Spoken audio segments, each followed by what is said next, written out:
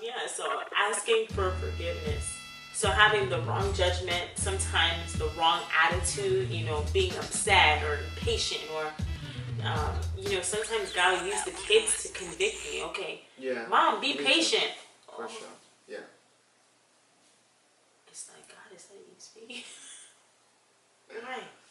I should be patient. You're right. It actually isn't as serious as I'm making it out to be. Yeah. And that's, I it's think. very easy to take yourself too seriously sometimes as a parent. Yeah. And to not treat your kids as kids. I think a lot of things push us to treat people like commodities. And I think that in a lot of areas children aren't exempt from that. So we do have to be very intentional about letting them be kids at the same time as we are doing all this molding and shaping and preparing for the future. They're kids now, and we have to give them that freedom. Yeah, and it's hard especially when you have a child or children that are so mature. Yeah. That when they act like their actual age, then you're like... You forget that that's where they really are. Oh yeah, you are actually 7 and not 17. Yeah. Even though you're very mature and responsible, you're not going to be perfect. And helping your child understand that perfection is not something that they are going to attain. Right, and it's not something that we're demanding from them. And and even sometimes when we don't demand it from them, especially with the firstborns, just because of the position in the family, it's very easy for them to demand it of themselves, and so just making sure that we're encouraging all voices to say the same thing, our voice and the voice that's inside of their head to say, it's okay to stretch, it's okay to learn, it's okay to have room to grow and not to just have to have already arrived at everything that you're trying to do. Yeah, one of the books I want to check out, which was given to us by a friend that I started reading, and then I got distracted by... What's that? The Birth Order book. Reading it now? Yeah. Awesome book. Yeah. So it's really good stuff, just to help you kind of understand the nature of the order of births. I mean, it's not a Bible, but how families relate to each other in terms of that, the basic template that families relate to each other from. I do like the book. But you're I was gonna say you're a firstborn, but you are a firstborn, but it's so complicated. Yeah. Family life can be messy sometimes. Yeah, so just with that honesty, admitting when you're wrong, asking for forgiveness. Yeah. Admitting that you're not perfect too. Oh yeah. And admitting that, you know what, I need you to pray for me. I think that there's a lot of empowering that we can do for our kids. And that when we go to them and we ask them to forgive us, and we tell them that we're wrong, and we give them a chance to help level out the playing field and to bring that whole relationship or that circumstance back into harmony. You're inviting them to the table to help with that process, and that is empowering. At least that's our intention, to make it empowering for them to see that they do have value and a role in our family, even at this age, that they don't have to wait until they become an adult to have value or to be able to make contributions. That means something into the family. For them it is to know that they have a voice and that their voice matters, and to learn that from now. Yeah. So that they can use it. Yeah. From now. With confidence. And to be able to stand up for themselves for the positive things, and to stand up even for the negative darts that people might throw at them. Hey, I'm not going to allow you to do that. You need prayer. You need Jesus. Asking for forgiveness, confessing wrongs. It's empowering. It's empowering.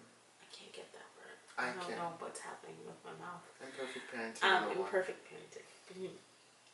Confessing wrongs. The Word of God tells us to confess your faults one to another so that you might be healed.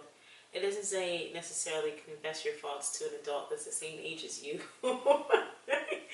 You know?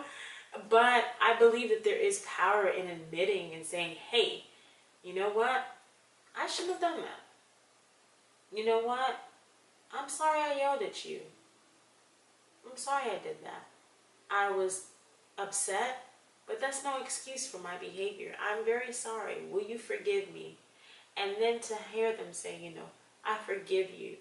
Yeah. And to hear them say to each other when they do something wrong, yeah, I forgive you. It's actually pretty cool sometimes when you hear them say, I'm sorry, but you didn't say you forgive me yet. Yeah. And they have to demand that forgiveness, or they demand the acceptance of that apology. Yeah, or because it makes them feel like, okay, we can move forward. Yeah.